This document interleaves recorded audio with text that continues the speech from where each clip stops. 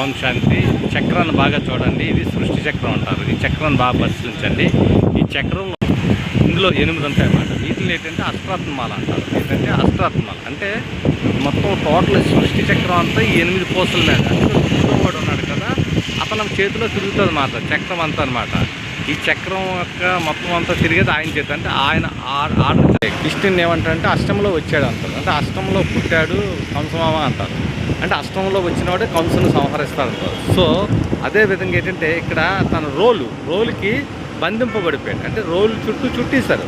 Role అనేటప్పుడు అది అంటే రోల్ అంటే ఏంటి, పాత్ర అనమాట.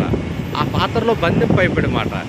దేనివల్ల బంధింపైపోయాడు అంటే వాళ్ళిద్దరికి విముక్తి కలగాలంటే ఈయన బంధింపైపోయాడు. వాళ్ళిద్దరిని విడిపించాలంటే ఈయన ద్వారా అవుతుంది అన్నమాట. అచ్చా, ఇక్కడ కృష్ణుడు చూస్తారు కదా, కృష్ణుడు ఏంటంటే 5 శిరస్సుల పాము మీద బాగా చూడండి, దగ్గర 5 శిరస్సులు ఉన్నాయి.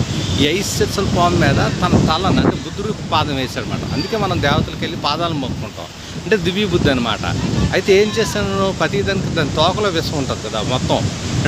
అంటే తోకను పట్టుకున్నాడు అనమాట. అంటే ఇది ఏం చేశాడు, కామ, క్రోధ, లోభ, మోహ, అహంకారం ఏ అయితే ఉన్నాయో ఈ 5 వికారాలని తన అండర్లో తన జ్ఞానం ద్వారా అట్లా అణిచివేశాడనమాట. దాంట్లో ఉన్న విషయాన్ని కక్కించాడనమాట.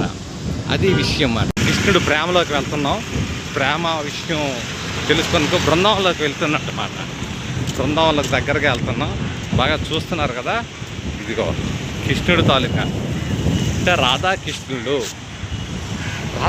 అంటే ఏంటంటే ప్రేమ. అంటే ఇప్పుడు మురళి ఉంది కదా, మురళి అనే గానం మనం విన్నప్పుడు మొత్తం భారతదేశంలోని ఏ భాషల్లో అయినా ఏదైనా పాటలకు చాలా వాల్యుబుల్ ఉంటుంది. అంటే పాటలు పాడుతుంటే వాళ్ళ భాషల్లో వాళ్ళ మనసు ఒక తెలియని తన్మయం చెందుతుంది, ఆనందం పొందుతుంది, సంతోషం పడుతుంది. అందుకే కృష్ణుడు ప్రేమతత్వాన్ని చూపించాడు. అంటే ఇక్కడ ఏంటంటే రాధ అనేది ఒక ప్రేమ. అంటే కృష్ణుడు ప్రేమ, రాధ అనేది ఆత్మ. అంటే కృష్ణుడు అంటే కృష్ణ పరమాత్మ అంటాం. అంటే పరమాత్మలో ఉన్న మధురమైన గీతాలు. అందుకే మన భారతదేశంలో చూడండి, ఏ కంట్రీలో కానీ నాకు తెలిసి ఏ కంట్రీ ఏదైనా ఇటువంటి సాంగ్స్ వినలేదు. నాకు తెలుగు ఎక్కువ వచ్చి కనుక తెలుగులో ఏ పాటలైనా వింటున్న కొద్దిని వాటిలో ఉన్న మధురత, వాటిలో ఉన్న గీతాలు ఏంటండి బాబు, మనసు తన్మయం చెందుతుంది అన్నమాట. ఇది ఆత్మలందరికీ మనందరికీ ఒక అనుభవమే. అయితే నెక్స్ట్ మీకు ఆ సృష్టి చక్రం విషయం చెప్తాను చూడండి. మీరు చక్రాలు చూస్తాం కదా, ప్రతిగాను విల్ ఫవర్ అంటారు. అంటే స్కూటర్ చూసుకోండి, ఏ వెహికల్ అని చూసుకోండి, వాటిలో ఏంటంటే బేరింగ్లు అని ఉంటాయి. బేరింగ్లు ఏంటంటే రౌండ్ చిన్న బాల్స్ ఉంటాయి అన్నమాట. ఆ బాల్స్ పెట్టి మొత్తం చక్రం అంతా తిరుగుతారు. ప్రతిదానికి 2 చక్రాలు ఉండాలన్నమాట. అంటే భార్యాభర్తలు కరెక్ట్గా ఉంటేనే జీవితం. లక్ష్మీనారాయణలు, సీతారాములు ఇలాగ దేవతలు అందరూ ఉంటారు. ఇది టైం లేదు. అందులో ఆ విధంగా ఏంటంటే చక్రం తిరుగుతుంది. చక్రం అనేటప్పటికి ఏంటంటే మన లక్ష్మీనారాయణకి సంబంధించింది అన్నమాట.